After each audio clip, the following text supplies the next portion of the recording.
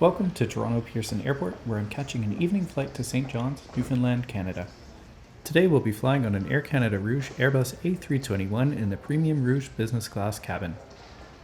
Toronto Pearson Airport is an easy 20-minute train ride from Union Station on the Up Express, which drops you off close to Terminal 1.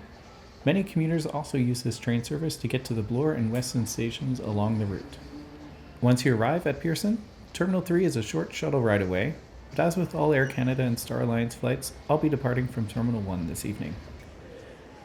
After a short walk into the terminal, it's one escalator ride up to the departures level, where we turn right and head to the premium check-in area for Air Canada domestic and international flights. I didn't have any bags to check on this trip, so it was straight past the counters to head to the security area. Premium cabin passengers and status holders have access to a priority security queue, but as I have Nexus, I chose to go to the dedicated Nexus checkpoint. After security screening, it was time to head to the domestic Maple Leaf Lounge. The lounge is accessed by an elevator just after you clear security. Air Canada and Star Alliance business class passengers, as well as Star Alliance Gold card holders and card holders of premium Air Canada credit cards have access to the lounges. As a result, the lounge can be a bit busy at times. But thankfully this wasn't the case tonight, despite the airline being in full strike recovery mode. The lounge offers some great views of the airport and has a decent selection of food and drinks. However, my first priority this evening was to get a shower after a long day at the office. A shower key can be requested from the customer service desk, and one was immediately available for me to use. Be sure to ask for instructions on how to get to the showers, as it's not immediately clear. The shower itself was tidy and had everything you could need.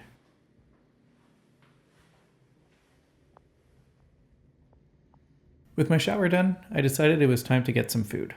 I opted for some nacho chips, though there was no guacamole available. I also had some rice, spinach, cucumber salad, and beef bulgogi.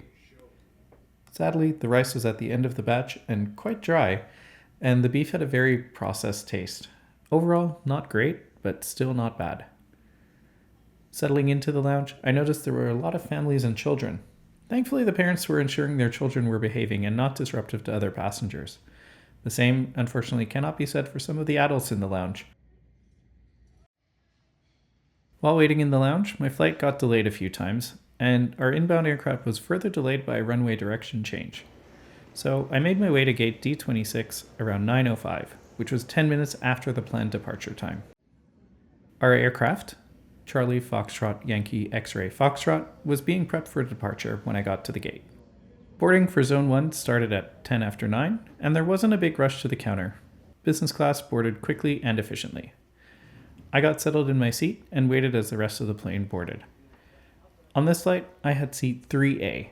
Sadly, it wasn't as clean as could be desired, but overall, I have to say it wasn't bad. The catering was loaded right after all the passengers were on board, and the doors closed at 9:37 for a delayed departure.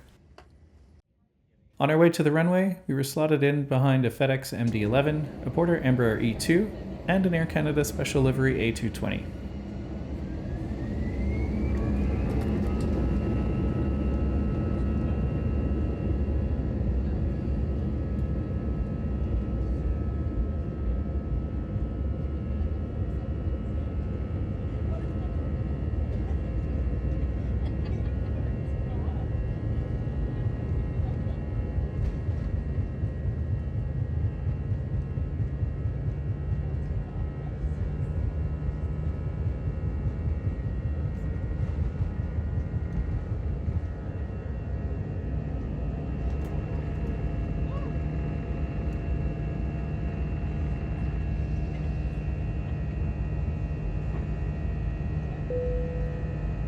After taking off, we flew the runway heading for quite some time and didn't climb very much. After a while, we banked left, heading out over Lake Ontario, and we got some great views of downtown Toronto.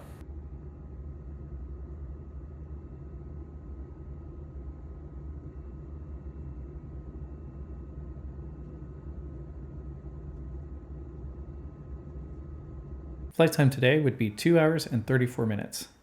In the air, the service began with a round of warm nuts and beverage. Soon thereafter, the meal followed, and I chose the chicken dish.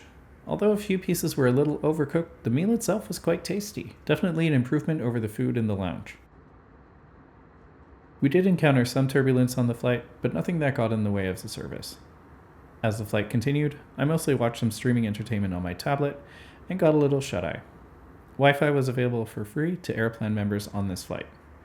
And before I knew it, it was time to land, and this journey would be over.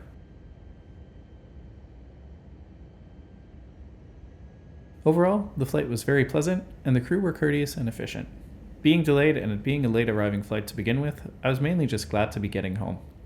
After touchdown, the taxi to the gate was quick, and I was soon on my way.